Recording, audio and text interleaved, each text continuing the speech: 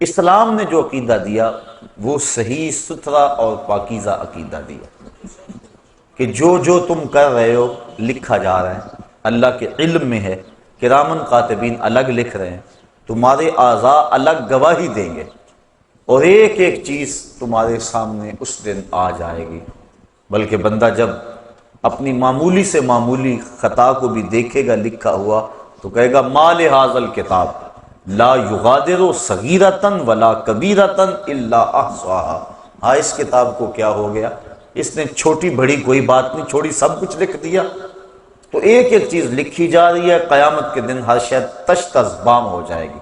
یوم تبلی السرائر فما لہ من قوۃ ولا ناصر، اس دن سارے راز کھول دیے جائیں گے، ہر شے سامنے آ جائے گی۔ تو اللہ تعالیٰ اگر چاہے گا تو اپنے کرم سے کسی کو معاف کر دے گا، لیکن اگر وہ سزا دینا چاہے تو کوئی شخص دم نہیں مار سکتا۔ اس لیے اس دنیا کے اوپر انسان سے گناہ سرزد ہو جائیں تو وہ توبہ کرے، توبہ سے گناہ ختم ہو جاتے ہیں، مٹ جاتے ہیں، بلکہ گناہ نیکیوں میں بدل جاتے ہیں۔ اور اگر وہ توبہ کے بغیر اس دنیا سے چلا گیا، اس کے نامہ اعمال کے اندر وہ گناہ موجود رہے، تو پھر اس کو اس کی سزا بھگتنا ہوگی۔ اللہ اپنی مرضی سے چاہے تو درگزر فرما لے۔ جو حقوق العباد ہیں، بندوں کے جو حق ہیں، وہ قیامت کے دن بھی معاف نہیں ہوں گے، انہیں اللہ تعالیٰ جل شانہ صاحبان حق کے سپرد کرے گا۔ اور اگر کسی نے کسی کے 2 پیسے بھی دبا لیے ہوئے ظلمن، تو 700 با جماعت نماز اس کے بدلے میں لے لی جائے گی۔ تو ہم دیکھیں کہ ہم کیا کر رہے ہیں اور کس جگہ پہ کھڑے ہیں اور اپنا کیا دھرا کیسے برباد کر رہے ہیں۔ تو عقیدہ آخرت جو اسلام نے دیا ہے اس سے بچنے کی امید بھی ہے، پکڑے جانے کا اندیشہ بھی ہے، لہٰذا بندہ اپنا احتساب رکھے اور قدم پھونک پھونک کے رکھے اور اپنے معاملات کو صاف رکھے۔ ہمارے بنیادی عقائد جو ہیں وہ 3 ہیں: عقیدہ توحید، عقیدہ رسالت اور عقیدہ آخرت۔ عقیدہ توحید اللہ تعالیٰ جل شانہ کو واحد احد صمد بے نیاز یکتا ذات میں صفات میں ماننا۔ عقیدہ رسالت کا اقرار اور اللہ تعالیٰ کی طرف سے جو خلق خدا کی رہنمائی کا نظام ہے اس کو تسلیم کرنا۔ تیسرا عقیدہ آخرت، جس کی وضاحت آپ کے سامنے پیش کی گئی۔ یہ جو کفار مکہ تھے یہ توحید کا انکار نہیں کرتے تھے، بتوں کو شامل کرتے تھے ساتھ، یعنی وجود باری کا انکار نہیں کرتے تھے، اللہ تعالیٰ کے وجود کا ایمان رکھتے تھے لیکن بتوں کو بھی ساتھ شریک مانتے تھے، لہٰذا ان کے عقیدے میں خرابی آئی۔ رسالت کا بھی انکار نہیں کرتے تھے، رسالت کا حضور کے ساتھ جو انتساب ہے اس کا انکار کرتے تھے، یعنی یہ اس بات کا انکار نہیں کرتے تھے کہ کوئی رسول ہوتا نہیں، وہ کہتے رسول ہوتے ہیں، لیکن حضور کے بارے میں کہتے تھے لست مرسلا، کہ آپ رسول نہیں ہیں، یعنی رسالت کا انکار حضور کی ذات سے کرتے تھے، نفس رسالت کے منکر نہیں تھے۔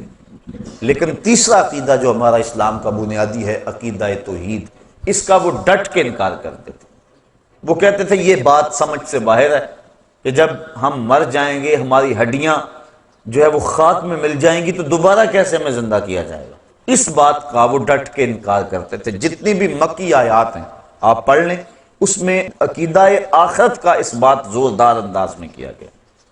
عموماً مکی آیات کے اندر چونکہ کفار آخرت کے عقیدے کا ڈٹ کے انکار کرتے تھے اور وہ کہتے تھے کہ یہ بات سمجھ سے باہر ہے، سورہ یاسین کے اندر اللہ تعالیٰ جل شانہ نے ان کے اس اعتراض کو بیان فرمایا۔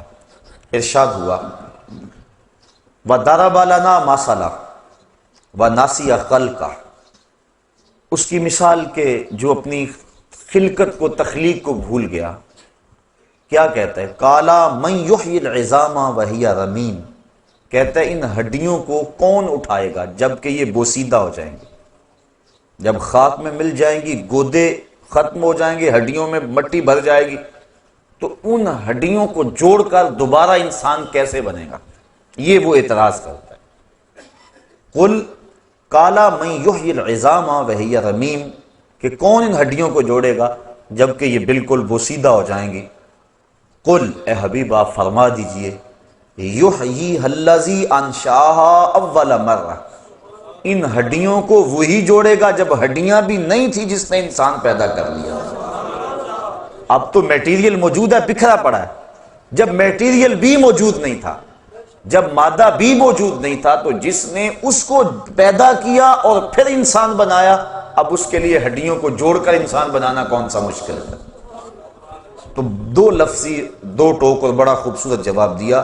حبیب آپ فرما دیں، کل آپ ارشاد کر دیں، یحییھا الذی انشاھا اول مرہ، ان کو وہی دوبارہ زندگی دے گا، دوبارہ ان کو جوڑے گا کہ جس نے پہلی مرتبہ ان کی تخلیق کی، جس نے ہڈیوں کو پیدا کیا، ان کو جوڑ کے انسان بھی بنا لے گا۔ تو اور بھی دوسرے مقامات پر اللہ تعالیٰ جل شانہ نے شاف فرمایا، سورہ طارق کے اندر، جس مالک نے انسان کو صلب سے اور سینے کی پسلیوں سے نکالا، یخرج من بین الصلب والترائب انہ علی رجعہ لقادر، جب انسان کو تخلیق ہوئی تو وہ سینے کی پسلیوں سے اور صلب سے نکالا گیا، تو پھر اس کی تخلیق ہوئی اور کتنی منمونی صورت دے دی گئی۔ تو جب مالک نے وہاں سے نکال کر اتنی خوبصورت صورت سے اس کو نوازا، تو جب یہ قبر میں چلے جائے گا تو اس کو دوبارہ کیا اٹھانے پہ وہ قادر نہیں ہے؟ جو پسلیوں سے کھینچ کے انسان کو تعمیر کرتا ہے، جو صلب کی ہڈی سے انسان کو کھینچ کے تعمیر کر لیتا ہے، تو کیا وہ مرے ہوئے انسان کو دوبارہ زندگی نہیں بخش سکتا؟ تو اس بات فرمایا گیا عقیدہ آخرت کا، اس کے دلائل قرآن مجید کے اندر جگہ جگہ پھیلے ہوئے ہیں، بالخصوص مکی آیات کے اندر اس کو بڑی وضاحت کے ساتھ بیان کیا گیا ہے۔ تو یہ ہمارا بنیادی عقیدہ ہے، عقیدہ آخرت، کہ ہم دنیا پہ جو کچھ کر رہے ہیں اللہ کے حضور ایک ایک چیز کا حساب دیں گے۔ موت برحق ہے اور کسی کو موت سے چھٹکارا نہیں ہے، اور اس کے بعد برزخ کی زندگی کا آغاز ہونا ہے۔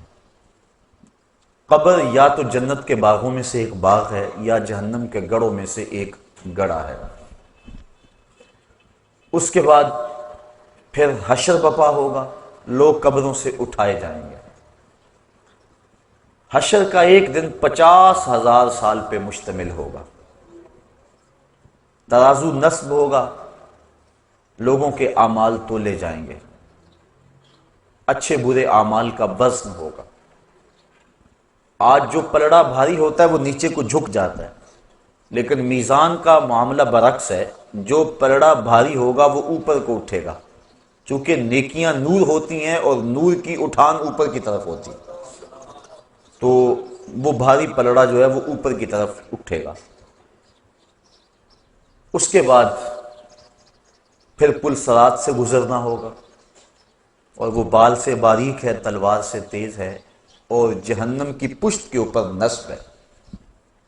کوئی بجلی کی سرعت کے ساتھ گزر جائے گا، کوئی تیز رفتار گھوڑے کی طرح گزر جائے گا، کچھ پیدل انسان کی طرح، اور کچھ جو ہے وہ جس طرح انسان بڑی مشکل سے چلتا ہے، جس کے پاؤں ہاتھ نہ ہو، اس انداز سے سست روی سے چلے گا، اور کچھ کٹ کر اس کے اندر گر پڑیں گے۔ اور جہنم اور دوزخ اللہ تعالیٰ کے قہر و غضب اور اس کی رضا کے مظہر ہیں۔ جس پہ اللہ راضی ہوگا اس کو جنت میں بھیجے گا، جس پہ ناراض ہوگا اس کو جہنم میں ڈالے گا۔ جہنم کی آگ جو ہے وہ اس دنیا کی آگ کے بدلے میں 70 گنا تیز ہے، بلکہ علماء لکھتے ہیں کہ اگر اس جہنم سے کسی شخص کو نکال کر اس دنیا کی آگ میں ڈالا جائے تو اسے نیند آ جائے، یعنی اس قدر تیز ہے وہ اس آگ کے مقابلے میں۔ جبریل امین سے حضور نے پوچھا کہ مجھے جہنم کے عذابوں کا تذکرہ سناؤ۔ عرض کی حضور سب سے ہلکا عذاب جہنمی کو جو دیا جائے گا وہ یہ ہے کہ اس کے پاؤں میں آگ کے جوتے ہوں گے، باقی پورا بدن اس کا سلامت ہوگا، صرف پاؤں میں آگ کے جوتے رکھے جائیں گے۔ یہ خفیف ترین عذاب ہے، یغلی منہما دماغہ، جوتے پاؤں میں ہوں گے لیکن دماغ پگھل کے ناک اور کانوں کے راستے سے باہر آ جائے گا۔ یہ سب سے ہلکے عذاب کی کیفیت ہے۔ جو سخت عذاب ہے الیاذ باللہ، اس میں بڑی بڑی گہری وادی ہیں، جہنمی اس میں چیخے گا، پکارے گا، 70 سال تک تو اس کی آواز کوئی نہیں سنے گا، اور 70 سال کے بعد داروغہ جہنم جھڑک کے کہے گا بول کیا بولنا ہے؟ وہ کہے گا کہ مجھے پانی دو، تو اس کو پھر پانی دیا جائے گا۔ کون سا پانی؟ مائے معین نہیں، سلسبیل نہیں، کوثر نہیں، تسنیم نہیں، کون سا پانی؟ اس کو مائے حمیم پلایا جائے گا اور غسلین دیا جائے گا۔ مائے حمیم اتنا گرم اور کھولتا ہوا پانی ہوگا کہ جب اس کو کٹورے میں ڈال کر اس کے سامنے رکھا جائے گا اور وہ پینے کے لیے منہ آگے بڑھائے گا، اس سے اٹھنے والی بھاپ سے اس کے منہ کی کھال ادڑ کے اس پیالے میں گر پڑے گی، لیکن اس کے باوجود اس کو پینا پڑے گا۔ یہ اس کے عذاب کی ایک صورت ہوگی۔ اور غسلین جہنمیوں کے پیپ کا پانی ہوگا۔ اللہ اکبر، الیاذ باللہ، اور وہ اتنا بدبودار ہوگا، امام ابو رجب حنبلی لکھتے ہیں اگر غسلین کا ایک قطرہ اب دنیا پہ ڈال دیا جائے تو اس کی بدبو سے انسان تو انسان رہے، جانوروں کے دماغ بھی پھٹ جائیں، اور اس کو وہ پانی پینا ہوگا۔ اس نے اللہ کی نافرمانی کی، اس کے حکموں کو توڑا اور اپنی منشا اور مرضی اور خواہش کے مطابق چلتا رہا تو کل قیامت کے دن سخت اس کو تکلیف اٹھانا ہوگی۔ جنت اللہ کی رضا کا منظر ہے، اور وہاں زمین کستوری کی ہے۔ اللہ تعالیٰ جل شانہ نے اس کو رنگا رنگ باغوں سے سجایا ہوا ہے۔ مائے معین، کوثر، سلسبیل کی نہریں چلتی ہیں، دودھ کی نہریں چلتی ہیں۔ 500 سال کی مسافت پر اونچے اس کے درخت ہیں جن کے اوپر پھل لٹک رہے ہوں گے، اور جب جنتی آرزو کرے گا شاخ جھک کے منہ کے قریب آ جائے گا۔ مختلف پانی اس کو دیے جائیں گے، لیکن سب سے بڑا جنتی کے لیے اعزاز یہ ہوگا، حوریں پلائیں گی اس کو، غلمان پلائیں گے، لیکن سب سے بڑا اس کے لیے یہ اعزاز ہوگا وَسَقَاهُمْ رَبُّهُمْ شَرَابًا طَهُورًا، کہ ان کا رب دست کرم سے شراب طہور کے جام پلائے گا۔ تو یہ ساری چیزیں آخرت سے متعلق ہیں۔ جہنم اور جنت، پلسرات، میدان حشر۔ میدان حشر کی سختیاں بھی بہت ساری بیان ہوئی کہ لوگ اپنے اپنے گناہوں کے سبب سے پسینے میں شرابور ہوں گے۔ حضور ارشاد فرمایا کہ لوگ قبروں سے برہنہ اٹھائے جائیں گے۔ تو ام المومنین حضرت عائشہ صدیقہ رضی اللہ تعالیٰ عنہ کب کپا گئیں، کہ حضور ایک دوسرے سے شرم نہیں آئے گی؟ فرمایا عائشہ معاملہ تو اس سے بھی سخت ہے، کسی کو ہوش رہا تو شرم آئے گی نا۔ ہر ایک کے طوطے اڑے ہوئے ہوں گے، ہوش اڑے ہوئے ہوں گے، عجیب کیفیت ہوگی۔ اللہ اکبر، لوگ اپنے اپنے گناہوں کے سبب پسینے میں شرابور ہوں گے، کوئی گھٹنوں تک، کوئی ٹخنوں تک، کوئی کمر تک، اور کسی کو پسینے کی لگام دی جائے گی، اور وہ یہ یوں ہی پسینہ نہیں ہوگا جس طرح کا ہمیں پسینہ آتا ہے، وہ گرم ہوگا، گرم۔ اگر اس کا ایک قطرہ احد پہاڑ پہ رکھا جائے تو وہ پگھل جائے، اور اس پسینے کا ایک قطرہ اگر دنیا پہ ڈال دیا جائے بدبو سے دماغ پھٹ جائے۔ اس پسینے سے اپنے اپنے گناہوں کے سبب سے لوگ شرابور ہوں گے، لیکن کچھ لوگ ایسے ہوں گے جن کو اللہ کی رحمت کے سائے ملیں گے۔ وہ بخاری شریف کی روایت، حضور نے ارشاد فرمایا سبعۃ یظلھم اللہ تعالی فی ظلہ یوم لا ظل الا ظلہ، امام عادل وشاب نشأ فی عبادۃ اللہ۔ 7 اشخاص ایسے ہیں کہ قیامت کے دن جب کوئی سایہ نہیں ہوگا، اللہ انہیں اپنی رحمت کے سائے میں رکھے گا۔ وہ 7 اشخاص کون ہیں؟ امام عادل، عادل حکمران۔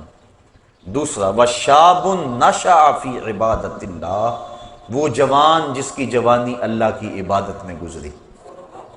آج ہم سمجھتے یہ جوانی ہے، اس کو منشا اور مرضی کے مطابق گزارنا چاہیے۔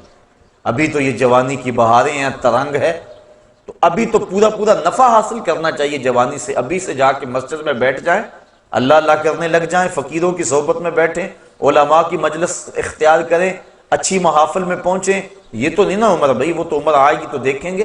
یہ تو جوانی ہے، اور جوانی مستانی ہوتی ہے، اس کو چوکوں میں، گلیوں میں، بازاروں میں، سینما گھروں میں، کلبوں میں، ہوٹلوں میں گزارو، زندگی کے عیش اور زندگی کی لذتیں حاصل کر لو۔ لیکن نہیں جوانوں، جوانی وہی ہے جو اللہ کی یاد میں گزر جائے۔ در جوانی توبہ کردن شیوائے پیغمبری، وقت پیری گرگ ظالم می شود پرہیزگار۔ اللہ کے محبوب علیہ السلام نے ارشاد فرمایا آنا حبیب اللہ الشاب الطائب حبیب اللہ، لوگوں میں اللہ کا حبیب ہوں، اور جو جوان جوانی میں توبہ کر لے وہ بھی اللہ کا حبیب ہے۔ ذرا دیکھیے تو صحیح کتنی بڑی بات ہے کہ نوجوان اللہ کا حبیب اور محبوب کہلاتا ہے، جو جوانی کی خواہشات کو کچل کر اللہ کی رضا کے لیے جیتا ہے، اللہ کی رضا کے لیے شب و روز گزارتا ہے۔ واقعہ کریم فرمایا وَشَابٌ نَشَأَ فِي عِبَادَةِ اللَّهِ، وہ جوان جس کی جوانی اللہ کی عبادت میں گزری، کل قیامت کے دن جب کوئی سایہ نہیں ہوگا اس کو اللہ کی رحمت کے سائے نصیب ہوں گے، عرش الہی کے ٹھنڈے سائے تلے، اور جو اس سائے تلے ہوگا اس کو نہ پیاس ہوگی، نہ بھوک ہوگی، نہ رسوائی ہوگی، اور اس کو جام کوثر دیا جائے گا، اور جس کو جام کوثر مل گیا ایک گھونٹ بھی اگر اس کا پی لیا تو 50,000 سال کے دن میں ایک لمحہ بھی اس کو پیاس نہیں لگے گی۔ یہ زندگی جس پہ ہم بھروسہ کرتے ہیں اس کی اوقات اور حیثیت کیا ہے؟ ہم پتہ نہیں کیوں غافل ہو گئے، ہم نے کبھی اس نہج پہ سوچا ہی نہیں ہے کہ ہم تھوڑے سے عرصے کو خوبصورت بنانے کے لیے، رنگین بنانے کے لیے، پر آسائش بنانے کے لیے اس زندگی کو برباد اور تباہ کر لیتے ہیں جو ابدی اور سرمدی اور نہ ختم ہونے والی۔ آپ ذرا اندازہ کیجئے ہماری ساری زندگی کتنی ہے؟ 50 سال 45 سال ایوریج نکالی ہے ماہرین نے، بر صغیر کے لوگوں کی زندگی، چلو 50 سال لگا لو، 60 سال لگا لو، 70 سال لگا لو، یہ کل زندگی ہے نا، اگر تبھی زندگی پائیں تو اتنی زندگی 70 سال لگا لو، چلو 80 سال لگا لو، لیکن آخرت کا ایک دن، صرف ایک دن 50,000 سال کا۔ تو ذرا تصور تو کریں، ذرا کیلکولیٹر لے کے کسی دن حساب تو کرنا کہ یہ ساری زندگی ایک طرف اور 50,000 سال کا ایک دن ایک طرف، تو جو اس دنیا کو سنوار کے اس دنیا کو برباد کر لیتا ہے اس سے بڑا کوئی بے وقوف ہو سکتا ہے؟ جسے یہ یقین ہے کہ آخرت آنی ہے اور میں نے اللہ کے حضور پیش ہونا ہے اور ایک ایک عمل کا حساب ہونا ہے، اس نے چاہا تو بخش دے گا، اور اگر ہمارے اعمال کی ہمیں سزا ملے تو کوئی روک نہیں سکتا، ہم کوئی ایسی بات نہیں کر سکتے۔ حضرت عمر فاروق رضی اللہ تعالیٰ عنہ فرماتے ہیں کہ میں اس سے اتنا ڈرتا ہوں کہ اگر مجھے پتا چلے کہ ساری دنیا جنت میں جائے گی، صرف ایک بندہ جہنم میں جائے گا، تو میں ڈرتا ہوں کہ کہیں وہ ایک میں نہ بن جاؤں، اور اگر مجھے یہ خبر ہو کہ سارے لوگ جہنم میں جائیں گے تو ایک بندہ جنت میں جائے گا، تو میں اللہ کی رحمت سے امید رکھتا ہوں کہ وہ ایک کبھی میں ہو جاؤں، میں اس کی رحمت سے یہ توقع اور امید رکھتا ہوں۔ تو یہ بات ذہن نشین رہے کہ بڑے بڑے لوگ جن کی زندگی تقوی اور طہارت سے عبادت تھی، وہ اپنی زندگی کتنی احتیاط سے گزارتے تھے، لیکن اس کے باوجود خشیت الہی کے جذبے کتنے تھے۔ ہم بھول گئے کہ ہم نے مالک کی حضور پیش ہونا ہے، اور یہ بات پکی ہے اگر آنکھیں بند کر لیں اور دنیا کی مستی میں کھو جائیں اور پرواہ نہ کریں یہ الگ بات ہے، لیکن اس کا یہ مطلب نہیں ہے کہ وہ مرحلہ آنے والا نہیں ہے۔ بلی کو دیکھ کر کبوتر نہ آنکھیں بند کر لیتا، اس کی فطرت ہے، اور وہ یہ سمجھتا ہے کہ میں بلی کی نظروں سے اوجھل ہو گیا، لیکن 2 لمحوں کے بعد جب بلی کے خونی پنجے اس کے سینے کو چیر رہے ہوتے ہیں، پھر اسے پتا چلتا ہے کہ میرا آنکھیں بند کر لینا، چشم پوشی کرنا مجھے بلی کے قہر و غضب سے بچا نہیں سکا۔ اسی طرح اگر ہم چند لمحوں کے لیے اپنی دنیا میں مگن ہو جائے، اپنے جہان میں لگ جائیں اور چشم پوشی کر لیں آخرت سے، تو کیا ہمارا آخرت سے، قبر سے، حشر سے، موت سے اور آنے والے جتنے بھی مراحل ہیں ان سے چشم پوشی کر لینا کیا ان معاملات کو ہمارے سے دور کر دے گا؟ وہ تو بدستور اپنی جگہ پہ کھڑے ہیں اور ہم لمحہ لمحہ موت کے قریب ہو رہے ہیں، اور کوئی پتہ نہیں کس وقت پیغام اجل آ جائے۔ موم کو آپ رکھ دیں دھوپ میں تو کتنی دیر تک اپنا وجود برقرار رکھ پائے گی؟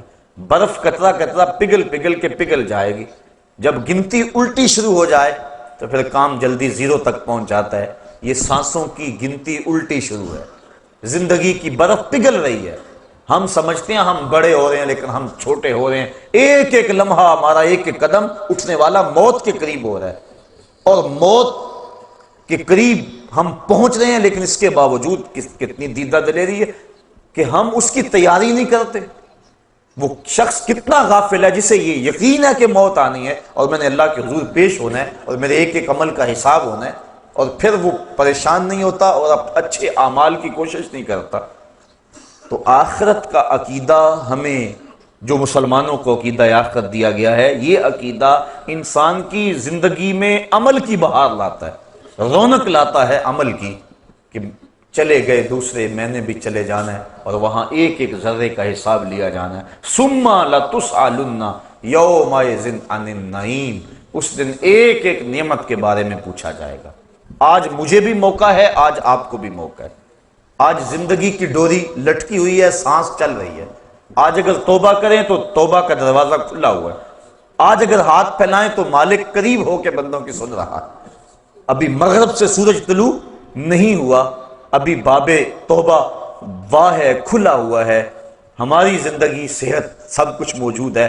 اب اگر ہم اس کے حضور توبہ کے آنسوؤں سے اپنے گناہوں کے دفتر میں لکھی ہوئی بدیوں کو مٹانے کی کوشش کریں تو وہ مٹ سکتی ہیں، بلکہ وہ نیکیوں میں بدل سکتی ہیں، چونکہ اللہ تعالیٰ نے قرآن مجید میں فرمایا ہم ان کے گناہوں کو نیکیوں میں تبدیل کر دیتے ہیں جو سچی توبہ کرتے ہیں۔ التائب من الذنب کمن لا ذنب لہ، گناہوں سے توبہ کرنے والا ایسا ہے جس طرح اس نے کوئی گناہ کیا ہوا ہی نہیں ہے، سارے گناہ اس کے مٹ جاتے ہیں، وہ ایسے پاک ہو جاتا ہے جس طرح ماں کے پیٹ سے اس نے جنم لیا ہو۔ یہ کتنی کرم نوازی، اگر ایسا موقع بھی نہ دیا جاتا، جو کر لیتے اس کی سزا ہو کے ہی رہنی ہے، پھر تو پھنس گئے تھے، مسئلہ بن گیا تھا۔